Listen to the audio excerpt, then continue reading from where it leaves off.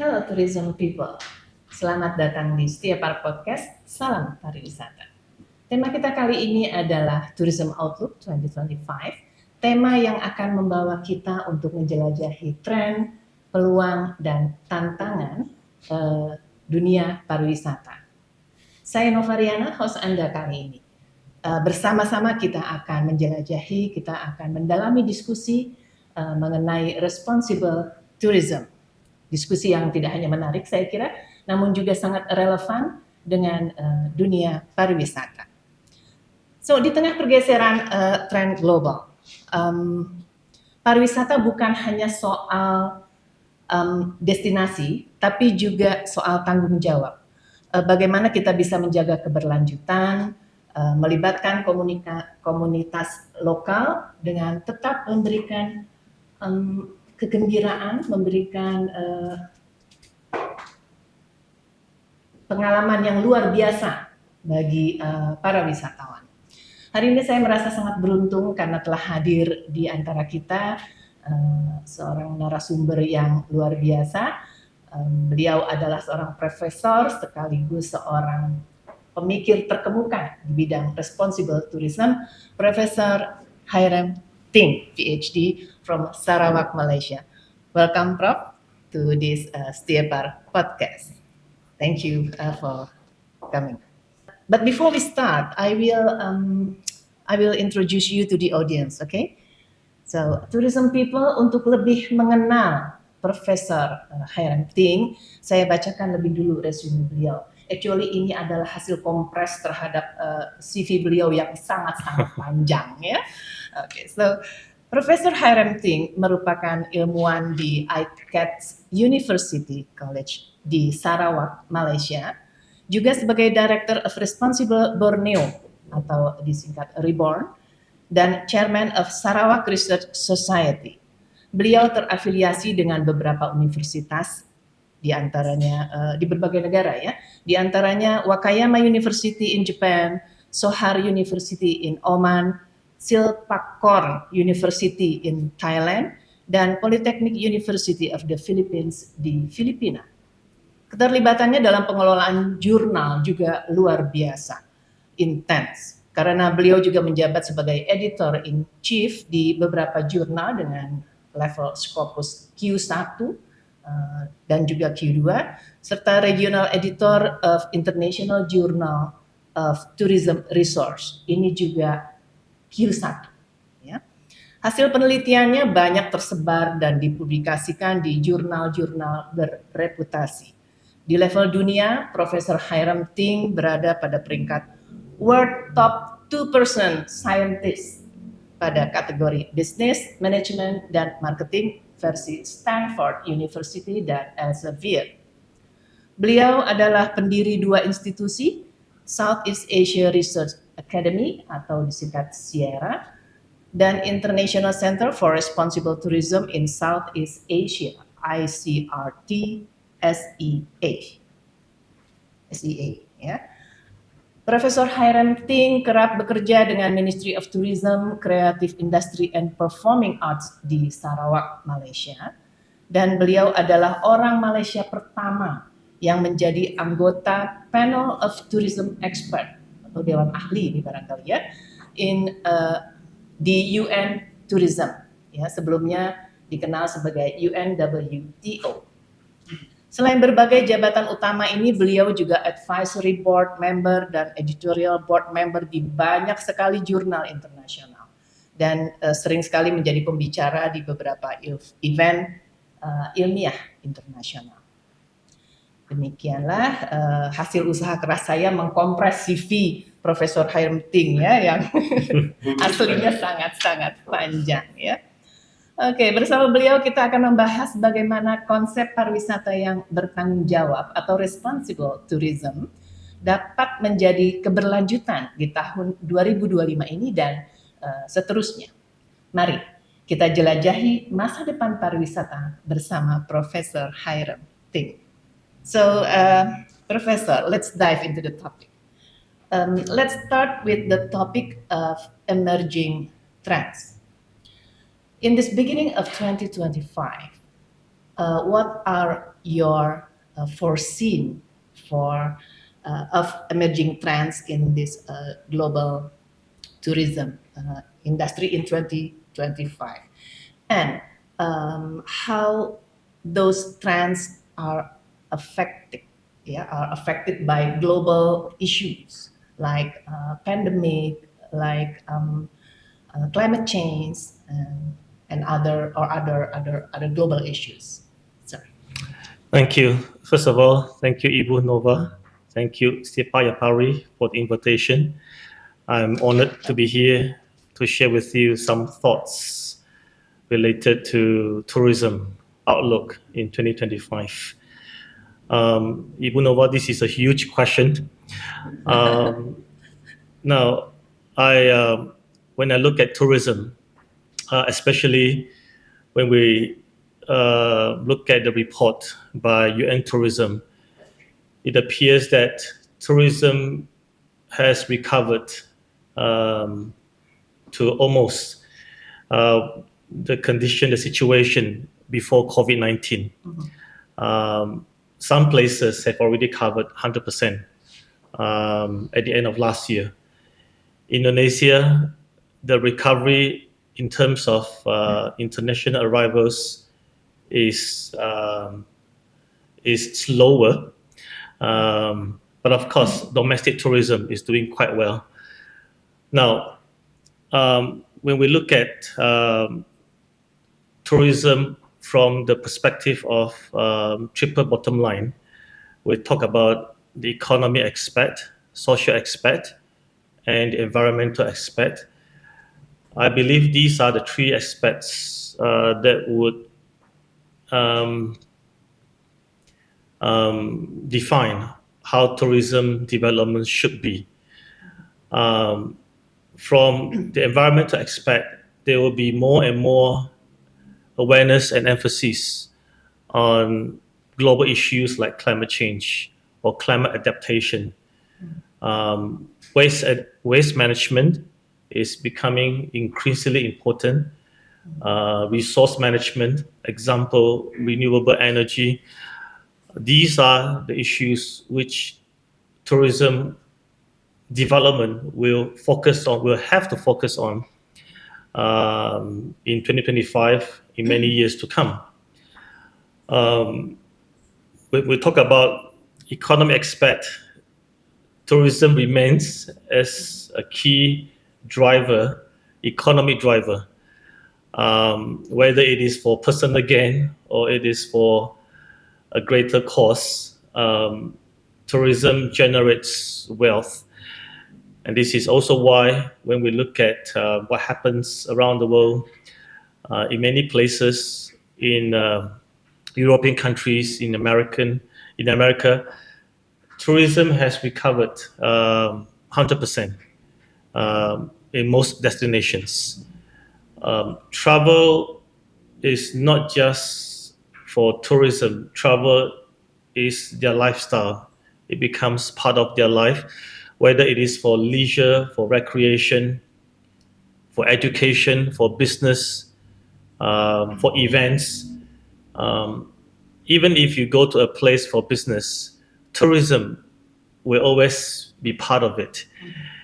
As a student, you may go to somewhere to study. Still, you will visit some places. Tourism will be part of it. So, tourism activities have not only recovered in many places. There are so many innovations how tourism is developed, how tourism can be further enhanced. Example, we talk about AI technology, AR, VR technologies.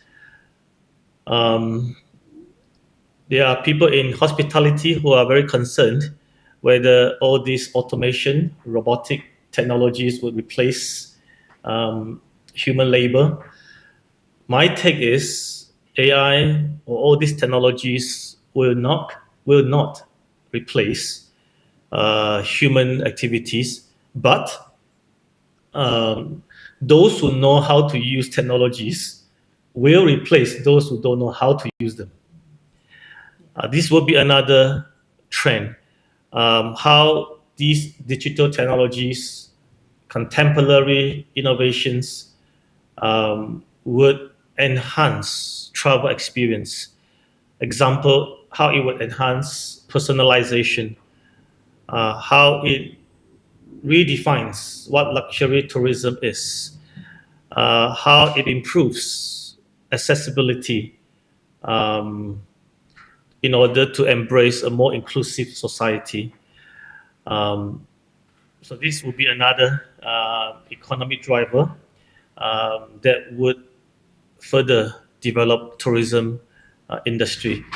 And when we look at the social aspect, we talk about cultural preservation. There are more and more efforts in preserving culture. It's no longer seen as something old, something for the elderly.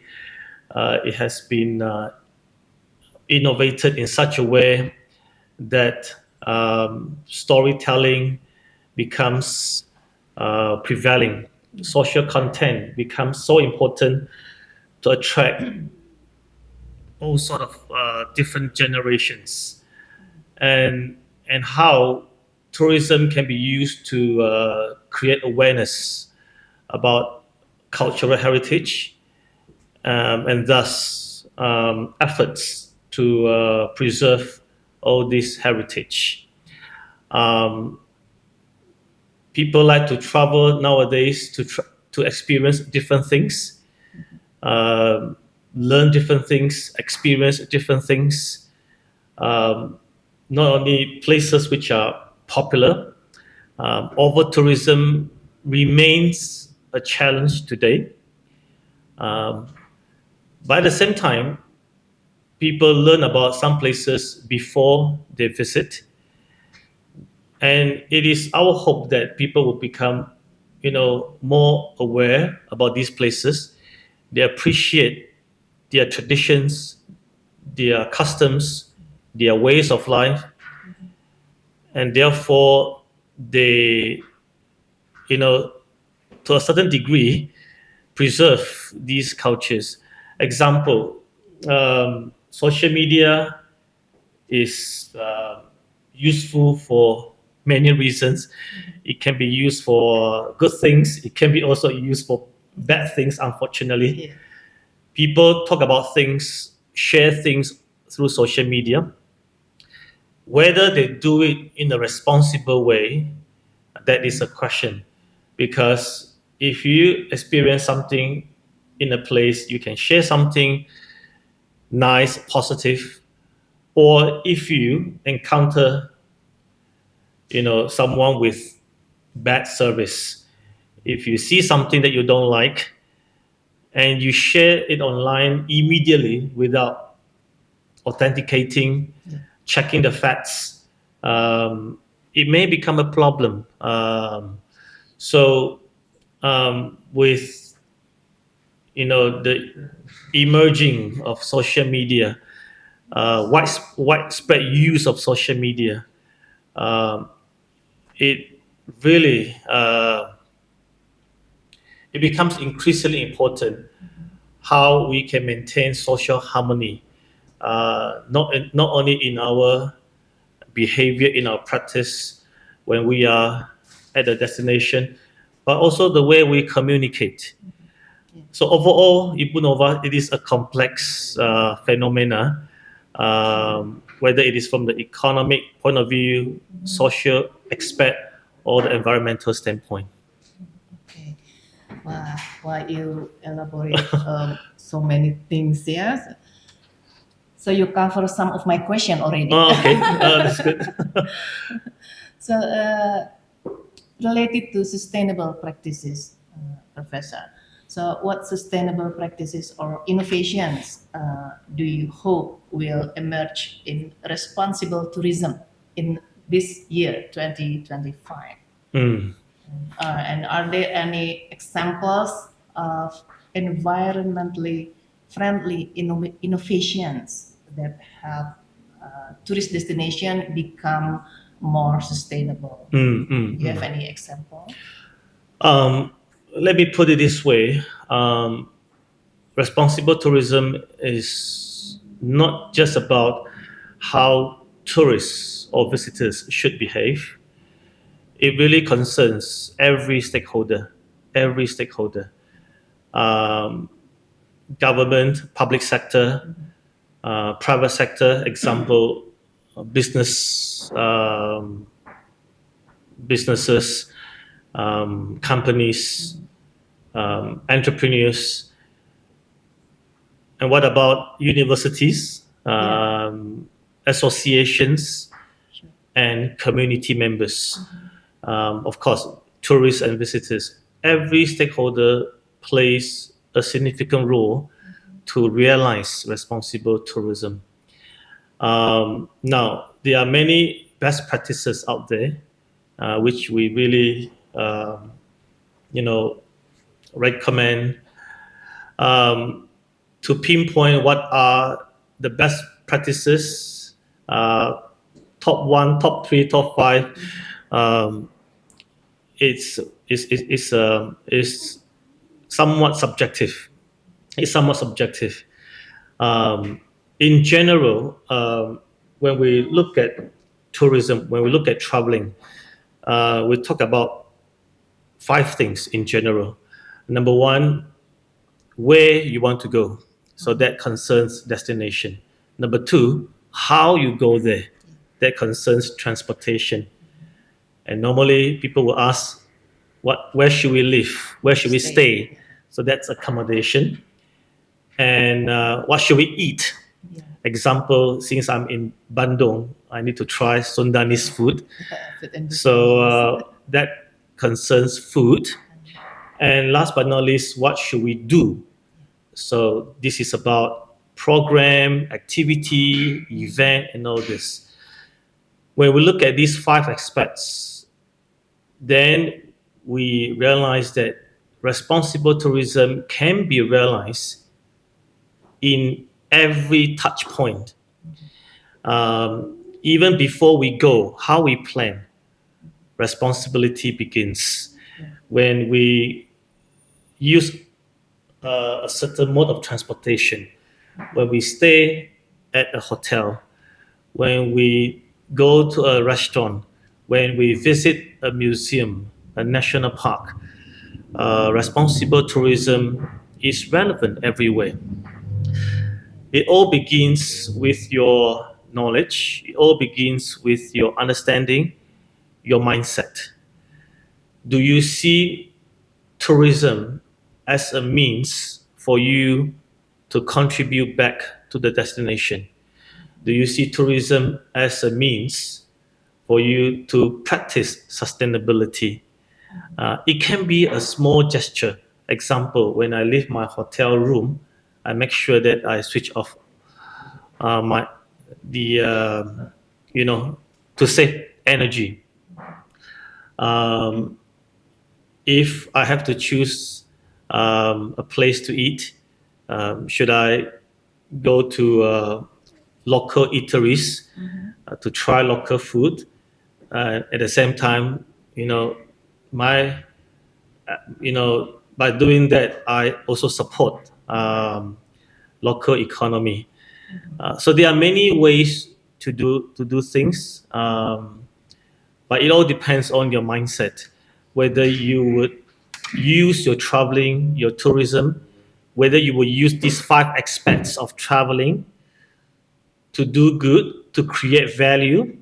At the end of the day, not only you enjoy traveling, you have a memorable experience, you make sure your traveling benefits all the stakeholders concerned. Um, so there are many good practices, as I mentioned, but it all begins with your mindset, your understanding about tourism and why tourism can be used as a force for good. Okay. Yeah. Yeah. So talking about when we visiting a destination, this is about local community. How important is the involvement of local community in tourism, particularly in responsible tourism, because we know sometimes local community not really understand about this responsible, how to maintain the sustainable tourism. So how about this? One short yet meaningful statement to explain what responsible tourism is by a Professor Harold Goodwin, and that is making better places for people to live and better places for people to stay. Notice that better places for people to live in is mentioned first. Then only comes better places for people to visit. So responsible tourism very much centers on community. When we visit places, when we visit destinations, we meet residents, community members. So we can look at this from two aspects. Firstly, for visitors, for tourists, for stakeholders, how can we ensure our visiting or tourism will not affect community members in a negative way? When we develop a new infrastructure, how can we ensure communities' welfare is taken care of? This concerns involving them in planning, in decision-making process, so that they are very much at the core of tourism development. In many cases, we need to consult them. They possess indigenous knowledge, which we don't have. They know their areas much better than us. They are, in a real sense, custodians, stewards of these destinations. And these destinations are always blessed with nature, culture. If effective partnership is in place, then not only all these heritage will be preserved, community members will also be empowered to be effective partners of all the stakeholders. They might not know so much about AI and stuff like that. I could be wrong. What I'm trying to emphasize is we all have diverse resources. No one is superior to another, and therefore communication, effective partnership is necessary. Now, from another perspective, from the community side, they need to be empowered in such a way that they know what they can do in partnership to contribute to sustainable tourism. We approach some farmers, for example, to guide them how to plant in a more sustainable way. So that concerns not only productivity of their crops, but also the process to ensure waste is managed. And what are the other byproducts, value-added products they can do. Example, if they grow coffee, it will take them 3 years to harvest. So what can they do during those 3 years to ensure economically they are taken care of? At the same time, they learn about sustainable tourism. They learn how to transform their farm into an agro-tourism destination, so their livelihood can be improved. So whether it is from the stakeholders' perspective or from the community perspective, using tourism to sustain their livelihood, to enhance their livelihood, to manage all these resources responsibly is becoming more and more important. If I may, I would share one simple example about a place in Sarawak, where I come from. This place attracts so many visitors, tourists, because of a natural heritage, sea steak. Now, because of this natural wonder, it attracts a lot of people. Unfortunately, it collapsed last year. And you can imagine, once this natural formation is gone, it is gone forever. It is gone forever. And that really affects tourism. People like to go there to take photos with this natural formation. Now, since it is gone, the attraction inevitably will become less and less. So if we take care of the community, they will take good care of nature and culture in their place, and all this nature and cultural heritage will take care of you, will take care of tourism in return. So if we did not work closely with community members, if they did not realize how valuable all these assets, all these heritage are, once it is gone forever. So yeah. Yeah. Okay, so from those two perspectives, so I think then we have to collaboration. Yeah. We understand that this will minimize conflicts maybe between the needs of tourists and local community. Right? Okay. So for this concern, what is academicians and educational institutions contribute to creating awareness about this sustainable and responsible tourism?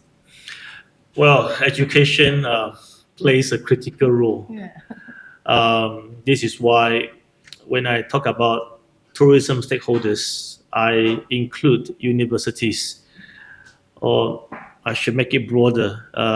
We should include academic institutions, including primary schools, high schools. Tourism is not just a subject. It is not just a field of study for tourism students, for tourism scholars. I don't see tourism just as an industry, a business sector. I also see it as a means, a strategic vehicle to drive change. Hence, tourism not only should be taught at academic institutions, it should be taught in such a way that students know how their traveling, how their tourism activities can have a profound impact on the surroundings. Again, when we talk about responsible tourism, we see tourism as a strategic vehicle to drive change. What change? It could be related to climate adaptation, resolving human trafficking issues, animal abuse, landfill, carbon emission. All these are directly, indirectly related to tourism. Having said that, by saying this, I hope we can see why tourism becomes so much important now. It's not just about leisure recreation. It's about how it can be used to drive social changes. So at university, how sustainable tourism, sustainable development goals, for example, responsible management can be incorporated into their curricula. On one hand, they learn about concepts about responsible tourism, they acquire more knowledge. At the same time, how can we design our curricula so that students learn how to effectively put what they learn into practice? At the end of the day, what matters is real impact, your practice. Not only we learn about something, we know about something, at the same time, or more importantly, how we put them into practice. Yes. And how this practice can be learned by others or replicated. And I believe university plays a big role in all these aspects. As a researcher myself, we manage journals, we do research on tourism, on responsible tourism, and I have friends who are doing a lot of research on regenerative tourism, slow tourism. All this research is necessary, and at the same time, how can we mobilize knowledge generated by research into practice? Again, I will repeat that this also highlights the importance of collaborations. Collaborations between public and private sectors, collaborations between industry and academic institutions. Yeah.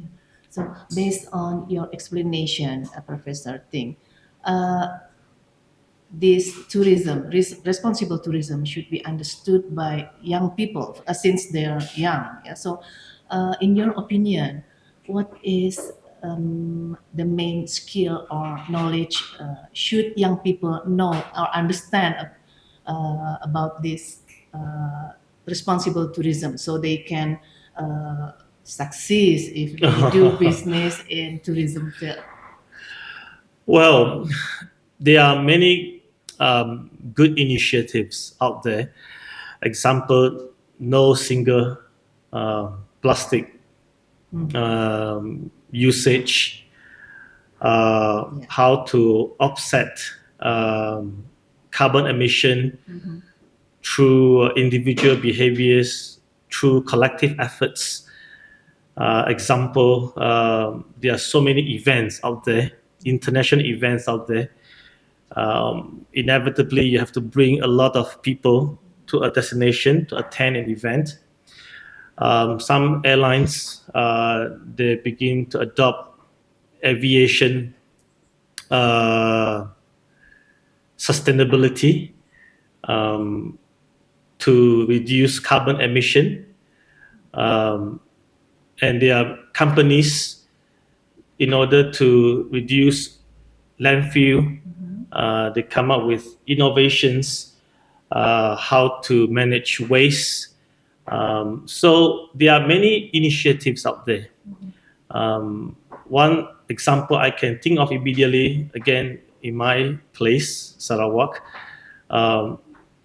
it is a farm operated by a private sector. But they work closely with the community members around, so they involve around the area. They involve them, they work at the farm, they cook. When visitors come, they are invited to perform cultural dance. The owners and the management team even construct, infrastructure facilities to improve traffic and as a result, it facilitates business transaction, because with better bridges, better roads, it will ease a lot of communication, traffic flow. So again, Ibu Ina is Nova. It's difficult for me to pinpoint what are some of the best practices. Having said that, business owners have to think innovatively. We are living in an era where innovation becomes increasingly important. How you innovate your business is important, and how you innovate your business not only for economic gain, but also to promote sustainability. That might be very appealing, or that will be appealing to many visitors, many customers. We are becoming increasingly aware of sustainability issues. If customers know that by spending their money on your products, it would help community members, it will contribute back to nature, they may be more willing to do that. For academic institutions, it is the same. It's no longer about learning of facts. It's also about training our young people to think innovatively. As a lecturer myself, apart from teaching my students what they should learn in order to fulfill the learning outcomes or learning objectives, many times I give them practical examples to help them to think, and to think innovatively. Even in a crisis, how can we see opportunities? How can we innovate our assignments for students, and hopefully in the future, their business? So they become thinkers. They think not only within the box, but they also think outside the box, or even sometimes without the box. Not only to address negative issues, but also maximize benefits in the process. So education becomes increasingly important. One thing that I did, firstly in Sarawak, now with 10 countries around the world, through the framework of EATOF, EATOF, a tourism organization involving 10 countries. We come up with this program called Sarawak Youth Talent.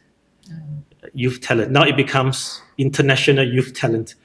What we have been doing for the last 4 years, we are still doing it this year, is that we encourage high school students and university students to use their talents to come up with artworks, posters, 1-minute TikTok video, to deliver message about responsible tourism.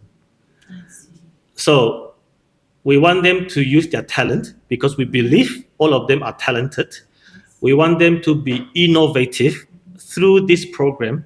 At the same time, we want them to think about what message they can deliver to disseminate, to advocate responsible tourism.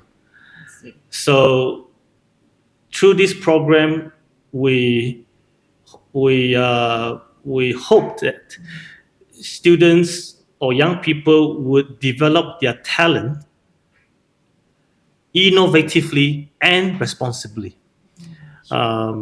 So perhaps these are some of the things we can do, to encourage them not only to think innovatively but also responsibly. And when we look at their artworks, their posters, and video, we see a lot of messages about responsible tourism, different best practices. Like what I said earlier, no practice is superior to another. All these practices are wonderful. How you do it, why you do it, and whether you can keep doing this. I believe this would be how we measure how successful it is. So be innovative and also holistic perspective, yeah. And responsible at the same time.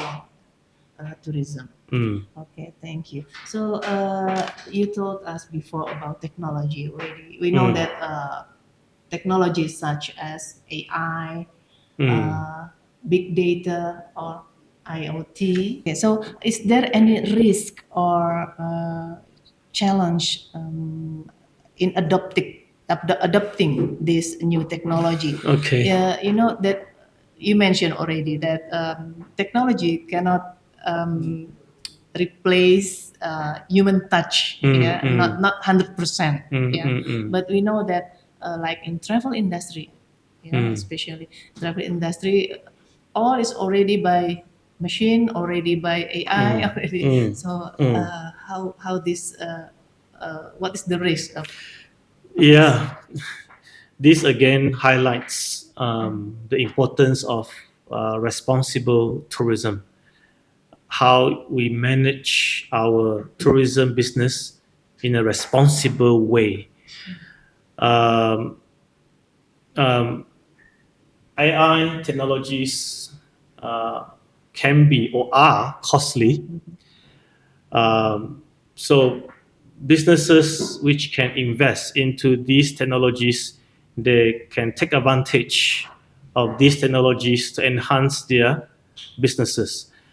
They have every right to do that if they have, the capital, the technical know-how to do all this.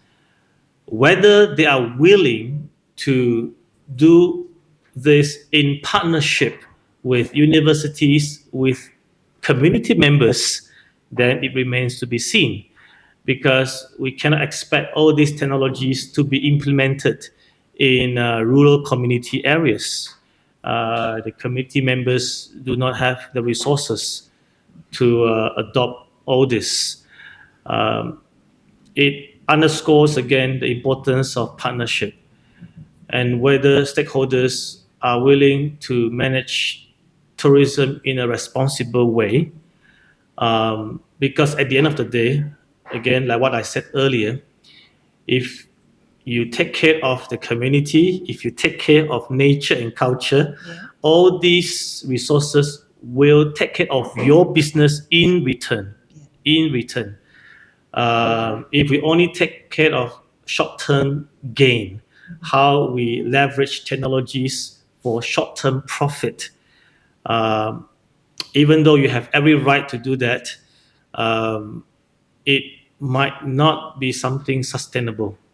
One thing we learned from COVID-19, even though this pandemic is already over, is that no one is safe unless everyone is safe.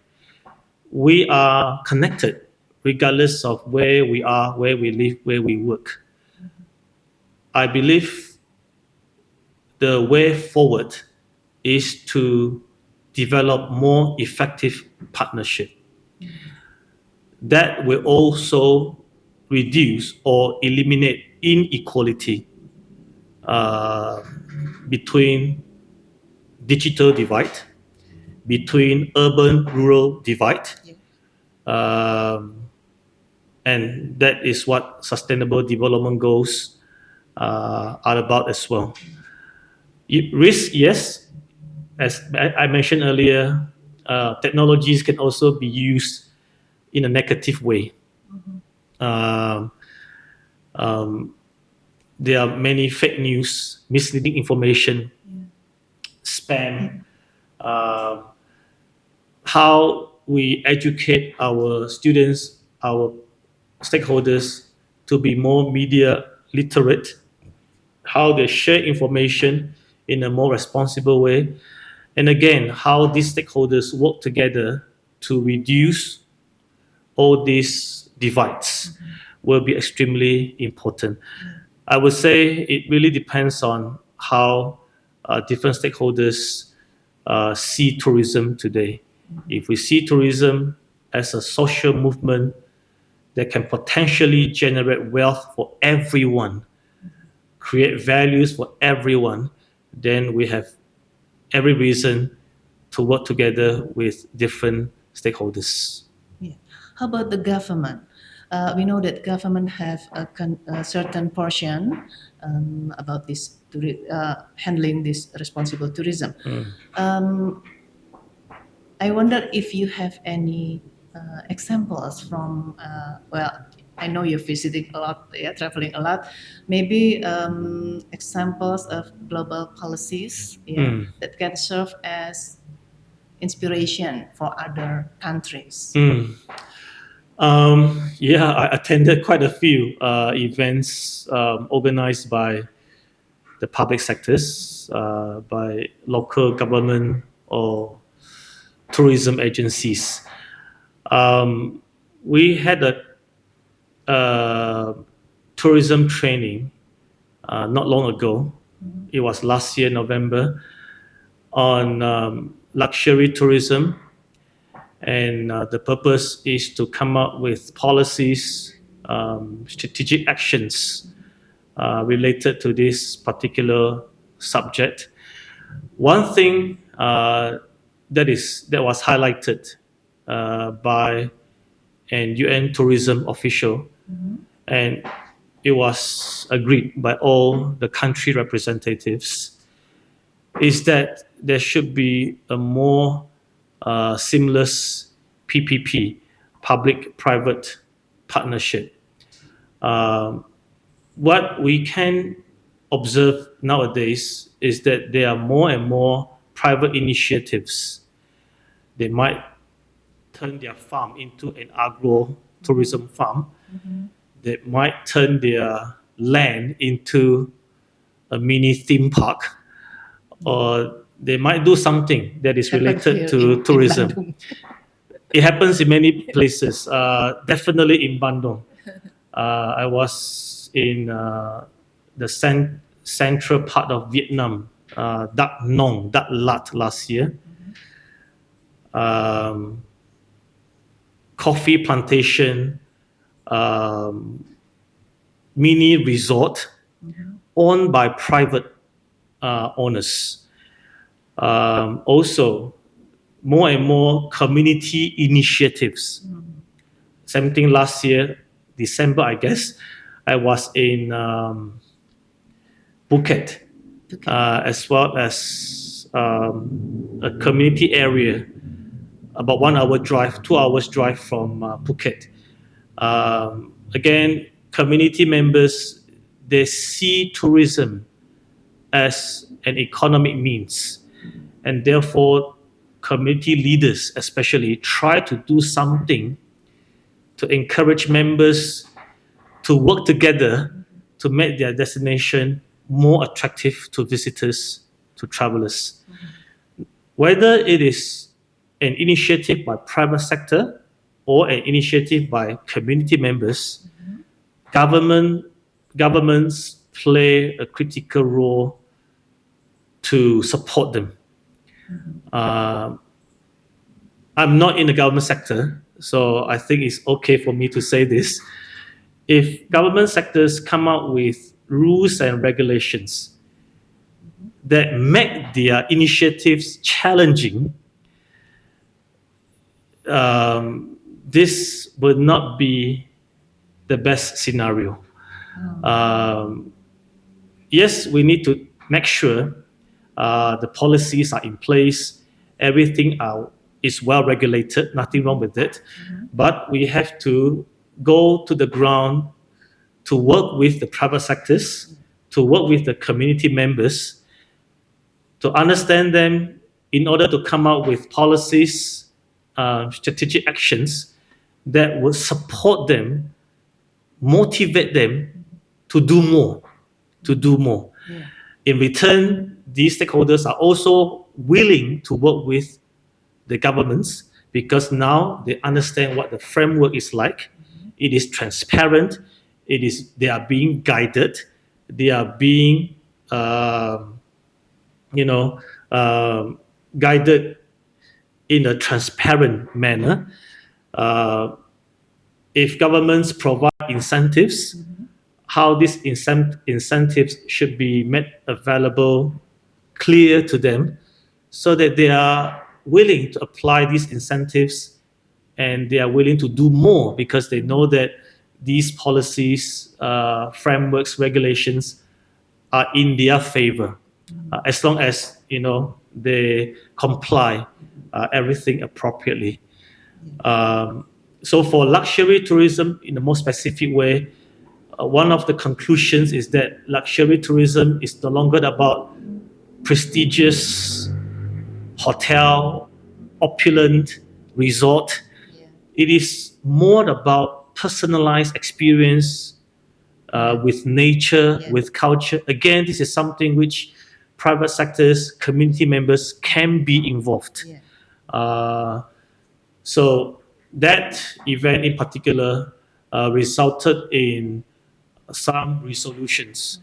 How these country representatives can look into all this to come up with policies, again, to motivate them, how to come up with incentives to encourage these stakeholders to do more for tourism. Okay, so this is about consumer behavior. So we know that after this pandemic, COVID, well, the way of traveling is different. They changed. The behavior is changed. So, what is actually the priority of today's traveler?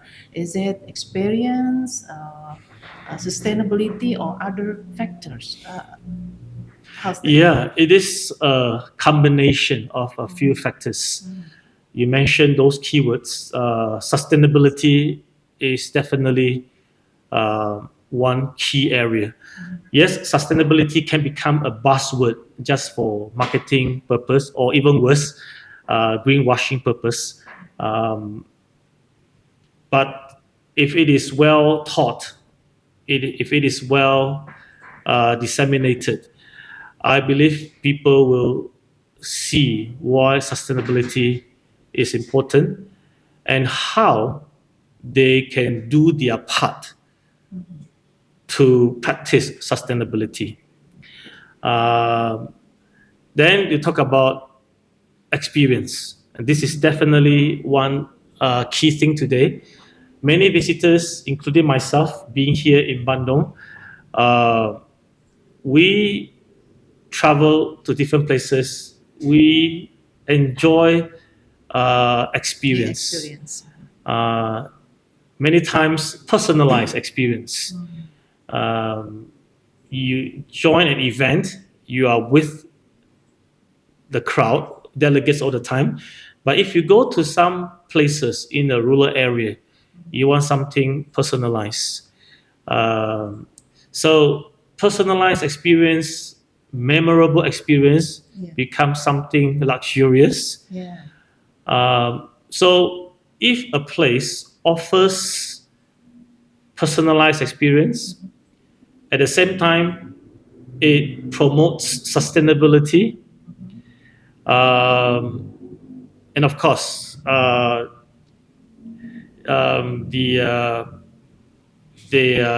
visitors can immerse themselves in their culture. They spend time with the people there.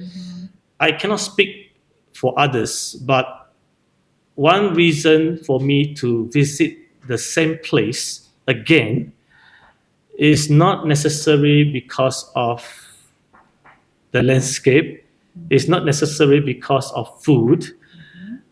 People ask me, is this the best food you have ever eaten? This is too subjective. I cannot answer these questions. But I will always say, when I am connected with the people there, that connection enhances my memorable, personalized experience. And this is the place I like to come back again. There are so many beautiful places in the world. To pick one is impossible. But when I am connected to people in certain places, these are the places I like to visit again. So if you are a business owner, how can you ensure that your staff communicate well with visitors? Talk to them, make them feel welcome. Yes, they need to do their job professionally, but more than that, how can they make them feel belong? If you go that extra mile, that connection, that attachment will be stronger. Even before we leave, we already at one another's through Instagram, WhatsApp, Facebook. That connection will ensure that they will come back to you, they will revisit you, or they may recommend this place to other people in the future. Yeah. So connection is key in tourism.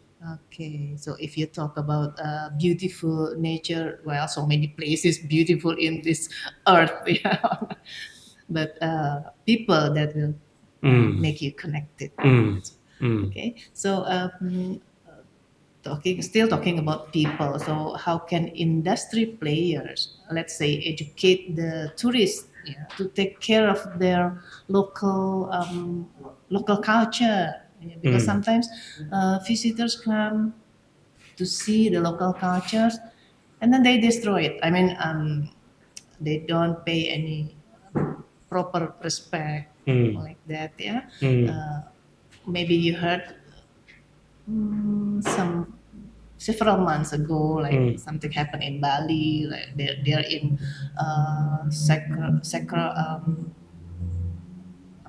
ritual gitu ya, but then visitor come and make like that. So how can we educate it? On the other hand, we have to keep polite. We have to serve the visitors. How about that? How can we educate the visitor, the tourist? Yeah, education is not confined in a classroom. So education can be done in different places. Again, innovation is very, very important. There are places which encourage visitors to comply with certain rules or even certain etiquettes, their ways of conduct. At the airport, they can do a survey, or they can use different ways to encourage them to do that. Another example, in my place, Sarawak, we had a program to encourage Grab drivers to become tourism ambassadors. Why? Because many tourists will take Grabs. Yeah, they will use e-hailing. And drivers, not only they drive, they can also promote tourism. And they can also explain about this place and the nature, culture in this place, and what they should observe, what are the things they should not do. So these are some of the innovative ways. Early on, I talked about social media. There are many social contents about different places. And before we go to a place, we can visit not only the official websites, but also many personal blogs. So how can we use all these platforms to promote a place in a more responsible way? So there are many things that we can do. Again, it requires collective efforts. Signboards to warn visitors, I think it is still necessary. Whether it is useful, I'm not sure. Trespasser will be prosecuted. If you do this, if you do that, you will be fined or whatever. It may still be useful, but how useful, I'm not sure. But think about innovation again. I went to some museums last year or 2 years ago. I went to a museum in China. That museum is designed in such a way that there are a lot of interactive devices to make information dissemination more interesting and more effective. People, as a result, read or they watch and they become aware not only about the content, knowledge, but how to preserve all this. So the way information is disseminated in a more innovatively can also play a role in educating public sectors, private sectors, tourist visitors. Another thing I would say is incentive or rewards. What we did last year, we inaugurated Responsible Tourism Awards in Southeast Asia in collaboration with International Center for Responsible Tourism Global. And that awards recognize organizations with best responsible tourism practices. Now, when I say the word best, again, it is something very subjective. How we measure it is, we measure the replicability of these practices, whether these good practices can be replicated by others. One of the examples is Sivatel Hotel in Bangkok, a winner last year. One thing that determines their best practice is that their initiative can be replicated by other hotels. Whatever they do, for example, how they work with local community, how they purchase crops from the local farmers. So they involve the local community. They serve local food, and how they manage waste organically. That's good. And these initiatives can be replicated by other hotels. And for us, that determines the best practice. So in a real sense, we need more individuals and more organizations who can serve as models how they do it and how it can be replicated by others. We like to read stories. We are more inspired by stories, not only success stories, but also how they learn from their failures. We like to listen to testimonies. So all these are no longer theories and concepts. These are, things that are successfully done or implemented. So we need more dissemination of impact stories through research, through magazines, through various platforms to encourage public in general, including visitors and customers, why we should travel more responsibly today. Basically we can learn either from success or from failure, right? Yes. Okay, so this is more personal. I've heard that you have visited several cities and islands in Indonesia. What was the most memorable experience? We're talking about experience, yeah? What was the most memorable experience in Indonesia? I heard you went to Bali, to Malang, yeah? Yes. Yeah. How Well, about yeah, I've been to several places apart from Jakarta, Bandung here, Bogor, Surabaya, Malang, Bali. Have you visited other island like Sumatra? I Bali, Bali Bali, already. and of course Pontianak, Oh yeah, not far from Kalimantan. Sarawak. I hope to visit more places, so we'll see. Papua. Papua, yeah, Very nice. my friends in Sulawesi as well. Hopefully in the near Hopefully. future. Whenever I have time, I always like to visit community areas. In Indonesia, you have this tourism village. Is it Kampung Pariwisata? Yeah, desa wisata. Desa wisata wisata. atau kampung wisata. Okay. I visited a few. I can't remember the exact number now. Which one you visit? Definitely one of them is in Bali. Oh, in Bali. They told me this is the award winning. Yeah, Panglipuran. So it could be. I can't remember the name. My apology. Yeah. The one with street in the middle. Yes, exactly. This is a good initiative.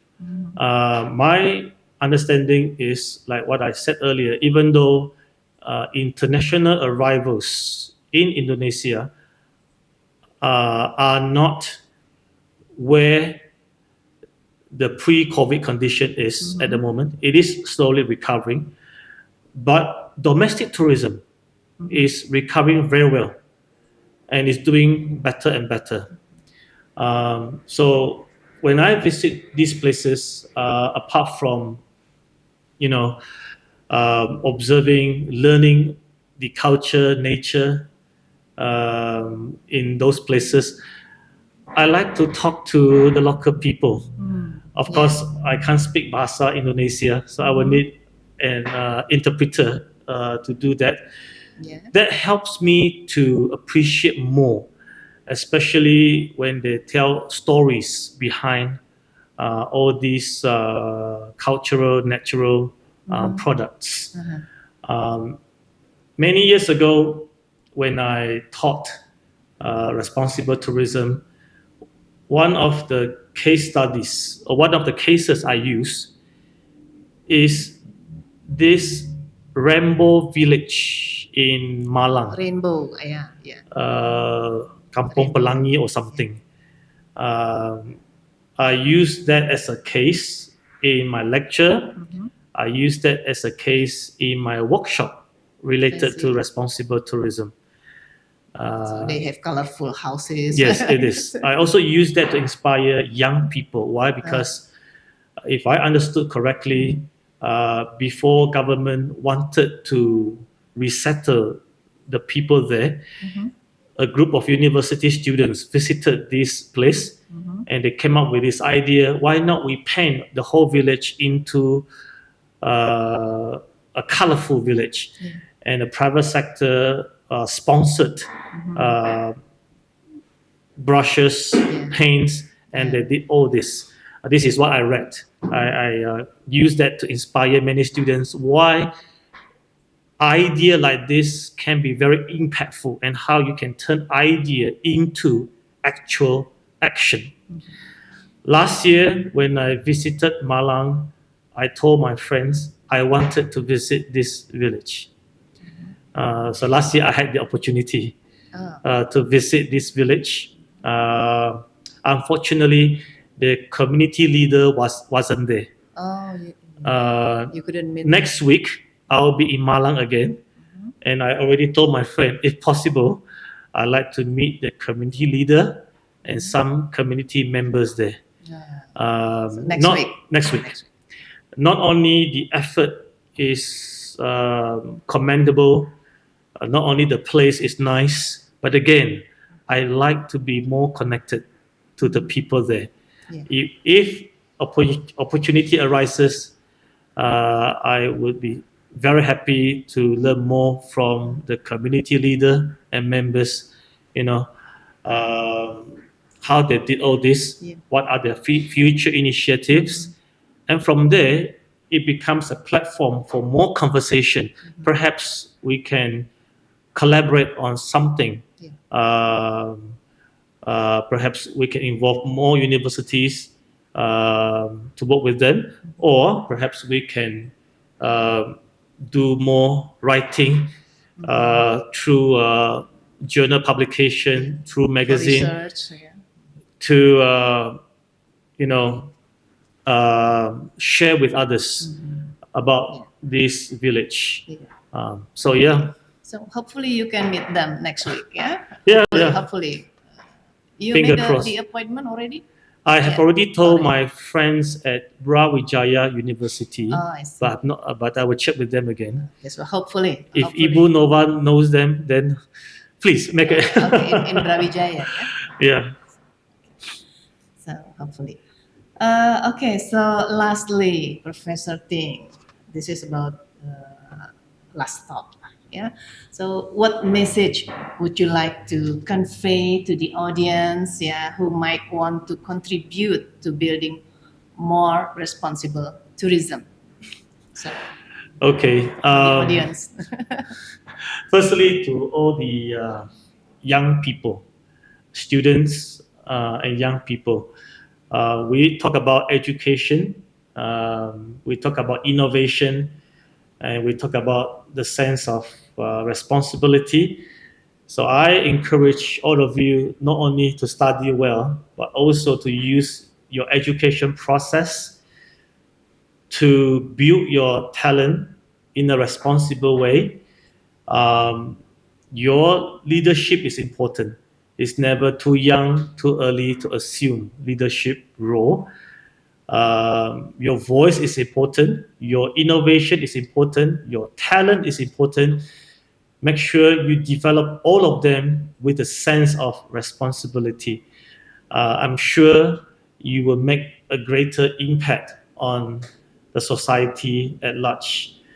If there's any opportunity for you to join any social group, whether it is in Indonesia or in other countries, an international body, please do that. It's important for you to also get connected with young leaders in other countries, work together with them, know their culture, embrace all our differences. 5 years later, 10 years later, when you become leaders in your countries, in Indonesia, you will be able to lead in a responsible way. If you are in tourism, like what I mentioned earlier, you would go beyond tourism as a mere economic driver. You will see it as a social movement, how you can effectively use tourism and hospitality to drive positive change. There are a lot of challenges today. I mentioned earlier about climate adaptation, carbon emission. We hope to reduce carbon emission by 2030, by 2050, hopefully. Zero carbon. We don't know whether it can be achieved, but at least these are initiatives in place, and all of you play a very important role to achieve all this. I mentioned about innovation, and again, I like to repeat: how can we, look at all these negative issues? On one hand, we want to minimize negative effects. Yeah. On the other hand, can you see any opportunities to maximize benefits? Climate change damages a lot of jobs, but can you use your innovation to do something to address, to mitigate, to address climate adaptation in order to create jobs? Yeah. So tourism, for many years has been criticized because it brings in a lot of negative effects. Yeah. Now we need more young minds to think about how we can use tourism to maximize benefits. And reduce the negative. Reducing negative is an ongoing effort. Now we also have to look at how we can maximize benefits. Example, this Global Himalaya Expedition, GHE, they have been doing a lot of wonderful works. Visitors like to explore Himalaya. But at the same time, this organization teaches these visitors, when you explore these places, you can bring some goods to communities who stay in Himalaya. When you return, you can bring all the waste back to to the base. So on one hand, their exploration definitely enhances the experiences. At the same time, it reduces negative effects as well as maximize benefits. So think about your interests, think about what you can do in the future, think about the things that you learn in your classroom through your assignment. How can you innovate all these concepts into ideas, into topics, into actionable plans? And this could be your career in the future. Yeah. So these are my words to all the young people. For other stakeholders, lecturers, stakeholders, business partners, as I mentioned earlier, if we see tourism as a means for social to drive change, a force for good, then we will have to reconsider our approach and how we can work effectively with other partners in order to come up with more innovative, more sustainable solutions to ensure our planet is a better place for all of us to live in and visit. Yeah, hopefully. So, okay, I think this is the end of the talking, Professor Ting. So, responsible tourism is about how we maintain the sustainable by taking care of our tourism, involving our local communities, and collaboration among many sectors. Of course, we still have to deliver the incredible experience for the tourists. Okay, so wow, this is truly an enlightening and enjoyable conversation, Professor Ting. If only we were not limited by the time. So I wish I'd like to talk all day with you. So thank you for sharing with all of us, Professor. So, okay, tourism people. Demikian bincang kita hari ini. Terima kasih telah bergabung dengan kami dalam episode Tourism Outlook 2025 hari ini. Diskusi kita dengan Profesor Hiram Ting telah membuka wawasan tentang pentingnya tanggung jawab, keberlanjutan, dan kolaborasi dalam membangun masa depan pariwisata yang lebih baik.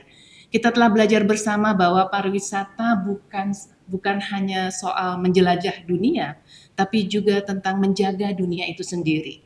Mulai dari memberdayakan komunitas lokal hingga memanfaatkan teknologi untuk menciptakan dampak positif yang lebih besar. Kami harap obrolan ini menginspirasi Anda, baik Anda sebagai wisatawan, sebagai pelaku industri pariwisata, atau pemerhati untuk berkontribusi pada pariwisata dan lebih bertanggung jawab, responsible tourism, dengan lebih bertanggung jawab. Mulai di tahun ini 2025 dan lanjut ke tahun-tahun berikutnya mendatang. Jangan lupa untuk like dan share episode ini jika Anda merasa topik ini bermanfaat. Kami juga ingin mendengar pendapat Anda. Apa yang Anda pikirkan mengenai masa depan pariwisata? Tulis di kolom komen, ya. Oke, so sekian episode kali ini. Tetap jelajahi dunia dengan hati yang peduli. Terima kasih telah membersamai. Salam pariwisata. Profesor Hiram Ting dan saya Nova Riana pamit undur diri.